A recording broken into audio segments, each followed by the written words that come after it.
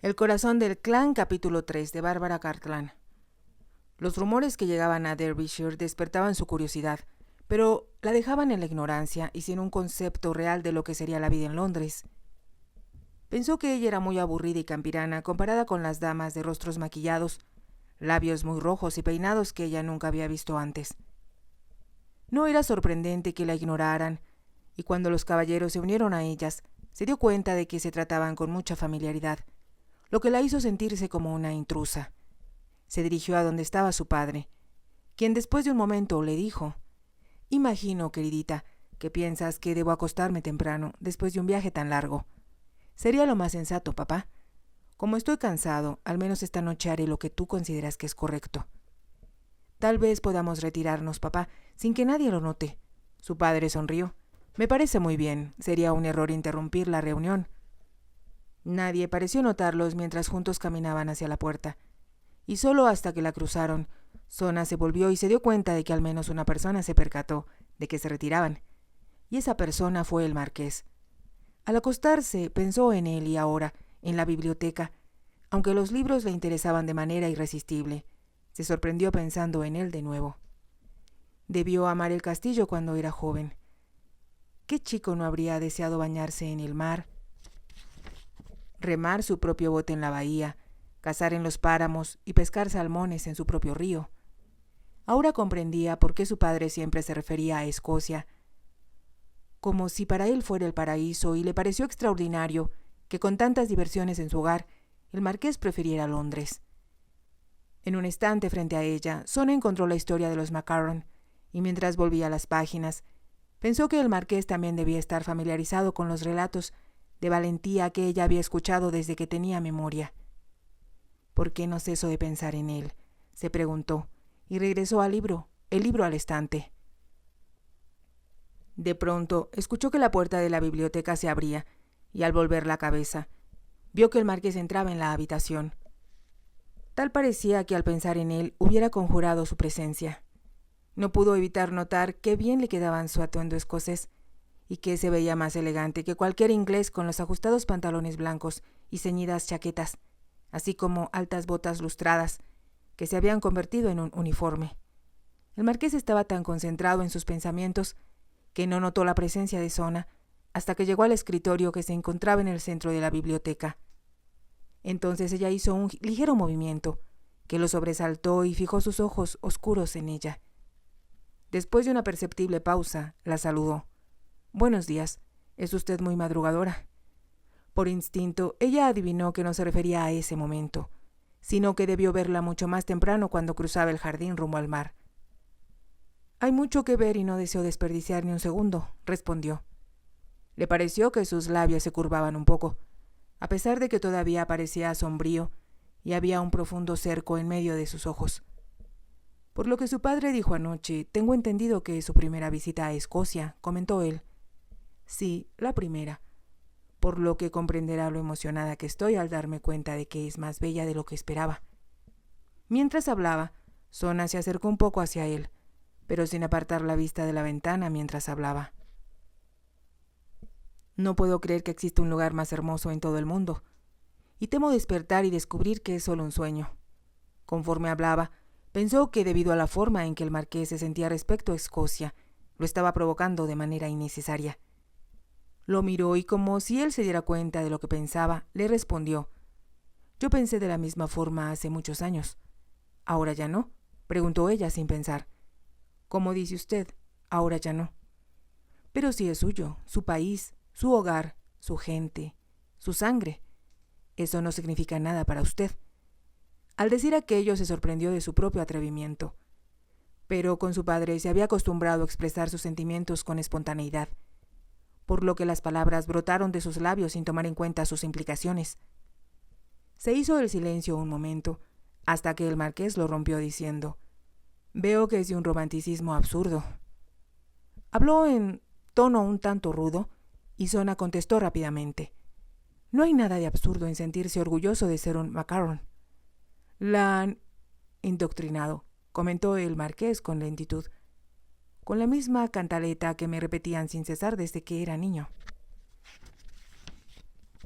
«¿Y hay algún mal en ello?», Como Sona se dio cuenta de que con deliberación la retaba, sintió que la indignación la invadía, lo que la hizo perder la cautela. ¿Por qué se mostraba tan desagradable y por qué deseaba menospreciar lo que para cualquier otro hombre sería una felicidad más allá de las palabras? No lo miró. Se dirigió hacia la ventana abierta, donde permaneció sintiendo en sus mejillas la suave brisa. «Es muy fácil para usted», dijo. «¿Qué tiene tanto? Menospreciarlo. ¿Acaso ha pensado alguna vez lo que este castillo significa en los corazones de quienes no han tenido todas las oportunidades que usted ha tenido, y para los que están exiliados en otras partes del mundo?» El marqués no respondió y después de un momento, ella prosiguió. «Puedo decirle lo que significa para mi padre, quien a pesar suyo vive en Inglaterra, lo cual siempre lo ha hecho sentirse un extraño, porque no es de Escocia». Se volvió a mirar al marqués para ver si la escuchaba y continuó. «Para él, el clan es una roca a la que se aferra porque es lo único a lo que pertenece por completo. Impide que se sienta solo, insignificante y sin importancia. Es un Maccarron, y donde quiera que esté, sea en lo más profundo de África o en el calor de la India, no deja de ser uno con la familia de la que es parte». Sona hablaba con pasión, y antes que el marqués pudiera contestar, añadió. «Y es lo que todo Maccarron siente, esté donde esté, y esa estabilidad depende por completo de un solo hombre, el jefe del clan». Su voz pareció convertirse en un sollozo en el aire. Entonces se hizo el silencio. No volvió la cabeza de nuevo. Se limitó a esperar y después de un momento el marqués habló. «Sí, el jefe, un palo de tótem ante el cual los nativos deben inclinarse reverentes y obedecer. Solo espero. Sona Maccarron, que permanezca aquí el tiempo suficiente para conocer la verdad y, por supuesto, disfrutar del espectáculo de pantomima que vino a presenciar». El marqués hablaba con tanto desprecio que Sona contuvo el aliento. Entonces escuchó que se cerraba la puerta de la biblioteca y comprendió que estaba sola. Por un momento apenas pudo creer que se hubiera llevado a cabo ese intercambio verbal entre ella y el marqués. Y mientras la sangre ardía en sus mejillas, se arrepintió de la forma tan incorrecta y irreprensible con que se había comportado. No debió hablarle como lo hizo y por hacerlo, él tuvo el derecho de responderle, aunque ella no esperó que lo hiciera de forma tan ruda y perturbadora. Ahora se sentirá indignado conmigo, pensó. Al fin cesó de pensar en sí misma y pensó en él. ¿Qué había sucedido? ¿Qué le provocaba tanta desdicha y amargura? Tendría razón Thorkill al decir que resentía profundamente tener que abandonar su vida de diversión en Londres por otra de responsabilidades en Escocia. No debía hablarle de esa manera, se reprendió. De pronto tuvo la sensación de que él no debió haberle contestado de la misma forma.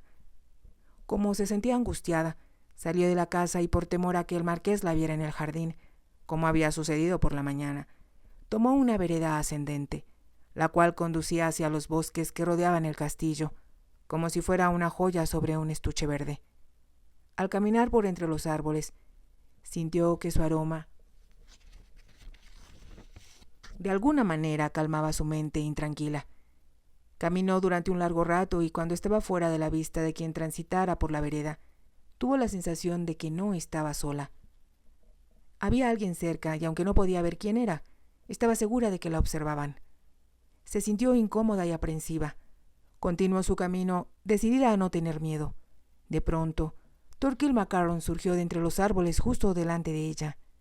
Por un momento sintió gusto de verlo, pero enseguida el gusto dio paso a la sorpresa. «¿Qué hace aquí?», preguntó. «Siempre se aparece en los lugares más inesperados». «Encontrarse junto al mar o en los bosques no es nada extraño en Escocia», respondió él. «Con toda probabilidad, la próxima vez nos encontraremos en los páramos». Sona se rió, y de cierta manera su presencia era un alivio después de la escena dramática que había vivido con el marqués. «¿Por qué camina por el bosque?», preguntó. «Daba un paseo», fue la vaga respuesta de él, «con la esperanza de que se reuniera usted conmigo». «¿Por qué iba a esperar que yo hiciera algo semejante? Si es fantasiosa, como creo que es, se habría dado cuenta de que la llamaba». Sona lo miró bastante sorprendida. Después se dijo que él hablaba a lo ligero, así que respondió. «No lo escuché, solo vine a caminar». «Porque deseaba alejarse del castillo». «¿Qué le hace pensar eso?» «Conozco el castillo. y usted empieza a sentir que la abruma y se siente angustiada y temerosa. Su forma de hablar la hizo estremecer. No es verdad. Disfruto más de lo que puedo decir y no deseo que nada arruine mi felicidad. Por ningún motivo me gustaría hacer eso, pero a la vez, no todos son tan felices como usted, afirmó Thorkill. Sin poder evitarlo, Sona pensó en el marqués. Entonces se dio cuenta de que Thorkill se refería a sí mismo. ¿Por qué es usted desdichado? Es una larga historia. ¿Quiere conocerla? Por supuesto, si en verdad desea contarme sus cuitas. Busquemos un lugar para sentarnos, sugirió él. Empezó a caminar por la angosta vereda cubierta de musgo que se adentraba en el bosque. Mientras lo seguía, Sona pensó que si alguien sabía que se había visto con él por la montaña y se reunían de nuevo un poco más tarde, podrían considerarlo muy extraño y tal vez reprensible. Enseguida se dijo que nadie estaría interesado en lo que ella hacía y, después de todo, él era un joven y apuesto Macaron. Sin duda, era mucho más interesante y divertido estar con él que reñir con el marqués. Thorkill la condujo hacia un pequeño claro donde había árboles que habían sido derribados por los leñadores. Un tronco le serviría como asiento, y él lo señaló con la mano. Sona se sentó y sintió los cálidos rayos del sol que se filtraban por entre las copas sobre su cabeza descubierta, y se preguntó si se esperaría que usara sombrero cuando saliera del castillo. Estaba acostumbrada a correr al jardín de su casa, por lo que nunca se le ocurrió que debía vestirse con más propiedad al salir a caminar en las afueras del castillo. Como si de nuevo él adivinara sus pensamientos, Thorkill dijo: «Es usted muy linda, pero con seguridad, docenas de hombres se lo habrán dicho». Ella sonrió y negó con la cabeza. «Los ingleses deben estar ciegos». «Y se supone que los escoceses son tacaños», respondió Sona. «Solo en lo que se refiere al dinero, y como yo no tengo, mis palabras deben ser de oro». Sona se rió produciendo un sonido que pareció mezclarse con los trinos y las aves de los árboles. Thorkill se quitó la gorra y ella pensó, al verlo, que sin duda había heredado su cabellera rubia de algún antepasado nórdico, y que sus ojos azules contrastaban con su piel, dándole cierto parecido con el héroe de uno de los cuentos de hadas que ella conocía. «Hábleme de usted», pidió. «Hay mucho que no comprendo acerca de usted, así como tampoco de los demás Macaron. Eso no es sorprendente, y sin embargo, como somos de la misma sangre, deberíamos ser capaces de entendernos unos a otros». «Sí, claro. Y si yo fuera el marqués, ¿sabe lo que haría?» Ella lo miró inquisitiva. «Le pediría que se casara conmigo. Reinaríamos juntos en el castillo y lo convertiríamos en un lugar de alegría y felicidad, desde donde cuidaríamos a nuestro pueblo, y ellos nos respetarían y obedecerían como su amado jefe y esposa». Al hablar, el rostro de Thorkill era casi hipnótico. No obstante, a Sona le pareció que no representaba una fantasía de su mente, sino un sueño que surgía de lo profundo de su alma. Como se sintió turbada por lo que él dijo, respondió: «Si los deseos fueran caballos, los limosneros cabalgarían. Y aunque me ha contado muy poco acerca de usted, siento que ambos somos como limosneros que disfrutan de las migajas de la mesa del rico». Pensó que él se reiría. En cambio exclamó: «No quiero las migajas, lo que deseo es sentarme a la cabecera». Su forma de hablar puso nerviosa a Sona, quien percibió que estaba amargado al igual que el marqués, aunque Thorkill lo demostraba de forma diferente. «En lo personal», señaló ella mientras se ponía de pie, «estoy conforme con las cosas como están. Visito Escocia por primera vez. Me hospedo en un maravilloso castillo, y usted ha sido bondadoso y amigable conmigo». «¿Y yo qué?», preguntó Thorkill. Aunque Sona se había puesto de pie, él permanecía sentado en el tronco. «Tal vez pide demasiado», sugirió ella.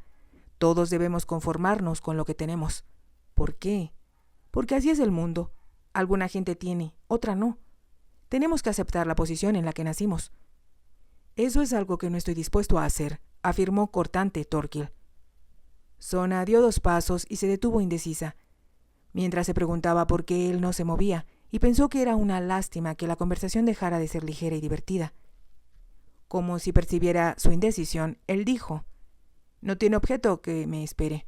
No se me permite la entrada al santuario de los sagrados, el castillo de mis antepasados. Regrese con Napier Imber y pregúntele cuánto va a disfrutar de su boda, y dígale a todos esos presumidos Macaron que lo adulan, que un día les voy a dar una sorpresa. Un día descubrirán que soy una fuerza a la que deberían enfrentarse. Parecía que se trataba solo de una fanfarronada, pero su voz denotaba tal violencia contenida y determinación que hizo que las palabras resonaran en la quietud del bosque. No comprendo, dijo Sona. Lo hará, contestó él, mientras saltaba sobre el tronco y se alejaba en dirección opuesta.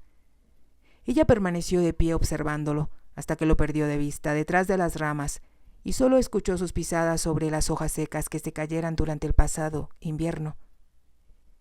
Sona lanzó un breve suspiro.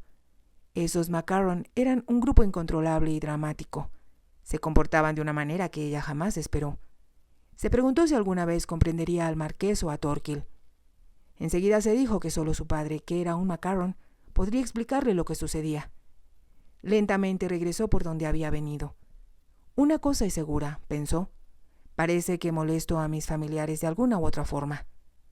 Como se le ocurrió qué otra cosa podía hacer, regresó al castillo y se encontró con que habían llegado más Macaron invitados a la boda. Provenían de Edimburgo y Perth, y debido a que eran escoceses, parecían muy diferentes a los que llegaran de Londres. Las mujeres iban vestidas con gran sencillez, con los rostros limpios, sin rastro de maquillaje, y hablaban con voz baja y refinada. Los hombres se dedicaban a hablar de deportes y a preguntar entre sí cuántos salmones habían pescado la semana anterior. Después de que Sona se presentó a sí misma, pronto se dio cuenta de que pensaban que era una lástima que su madre hubiera sido inglesa.